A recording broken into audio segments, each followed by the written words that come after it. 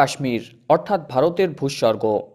Kashmir valley great Himalayan range এবং Pir Panjal mountain রেঞ্জের মধ্যে অবস্থিত। আজ কাশ্মীর সবচেয়ে বেশি আলোচ্য বিষয়, অনেক বিতর্কও রয়েছে। প্রকৃতির নিজস্ব রূপ দেখার জন্য কাশ্মীর একেবারে উপযুক্ত জায়গা, যার সৌন্দর্য ব্যাখ্যা করা সম্ভব নয়। যার প্রধান আকর্ষণ চিনার গাছ, লেক এবং বৈচিত্র্যময় প্রকৃতি।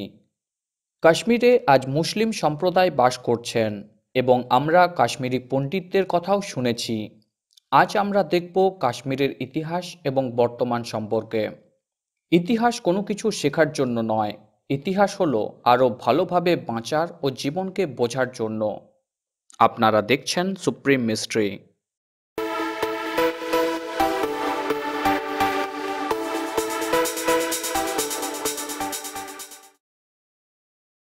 সম্পূর্ণ কাশ্মীর 3 ভাগে বিভক্ত, যার মধ্যে 43% ভারতে, 37% পাকিস্তানে ও বাকি 20% চীনের অন্তর্গত।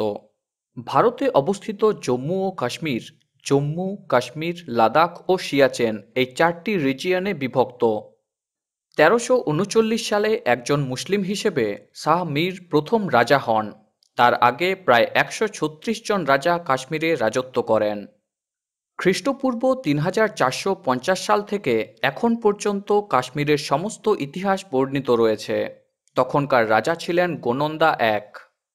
1088 থেকে 1110 খ্রিস্টাব্দ পর্যন্ত রাজত্ব করেন হর্ষ এবং তার প্রধানমন্ত্রী ছিলেন চম্পক। 1150 সালে চম্পকের ছেলে কলহন কাশ্মীরের ইতিহাস সম্পর্কে এক বই লেখেন, যার নাম রাজতরঙ্গিনী। পরবর্তীকালে জে.সি. দত্ত নামের এক লেখক 3টি খণ্ডে রাজতরঙ্গিনী গ্রন্থের ইংরেজিতে অনুবাদ করেন, যথাক্রমে 1879, 1887 এবং 1898 সালে। এই বইয়ের লিঙ্ক ডেসক্রিপশনে দেওয়া আছে। রাজতরঙ্গিনী বইতে কলহন বলেছেন, কাশ্মীরে আগে এক বিশাল সতীসার নামের লেক ছিল এবং মরীচির পুত্র কাশ্যপ সেখানে বসবাস করতেন ব্রাহ্মণ পণ্ডিতদের নিয়ে। এর থেকেই কাশ্মীর শব্দটি এসেছে। কাশ্মীর একটি সংস্কৃত শব্দ। কা কথার অর্থ হল জল এবং শিশিরা শব্দের অর্থ শুকানো। খ্রিস্টপূর্ব 14 শতকে হিন্দু রাজা জম্বুলোচন শিকারে যান এবং তাওয়াই নদীর কাছে পৌঁছান। সেখানে সৌন্দর্যে তিনি প্রভাবিত হয়ে শহর নির্মাণ করেন। পরবর্তীকালে তার নাম রাখেন জম্মু। কাশ্মীরে বিভিন্ন ধর্মের রাজা রাজত্ব করেছেন, যেমন সর্বপ্রথম হিন্দু, তারপর বৌদ্ধ, মুসলিম, মুঘল, আফগান, শিখ ইত্যাদি। 1846 সালে গুলাব সিং 75 লক্ষ টাকার বিনিময়ে কাশ্মীর অধিকার করেন। 1857 সালে গুলাব সিং মারা যাওয়ার পর রণবীর সিং কাশ্মীরের রাজা হন। পরবর্তীকালে রাজা হরি সিং 1925 সাল থেকে 1950 সাল পর্যন্ত রাজত্ব করেন। 1932 সালে সর্বপ্রথম Sheikh Abdullah all Jammu and Kashmir Muslim conference গঠন করেন। 1939 সালে তার নাম হয় ন্যাশনাল কনফারেন্স।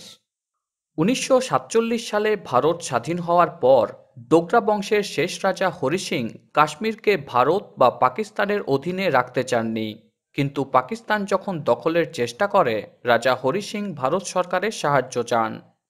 এর ফলে 1947 সালে ভারত ও পাকিস্তানের প্রথম যুদ্ধ হয় এবং 1949 সালের 1 জানুয়ারি লাইন অফ কন্ট্রোল তৈরি করা হয়। কিন্তু তাতেও সমস্যা মেটেনি। 1965 সালে আবারও ভারত ও পাকিস্তানের মধ্যে যুদ্ধ হয়।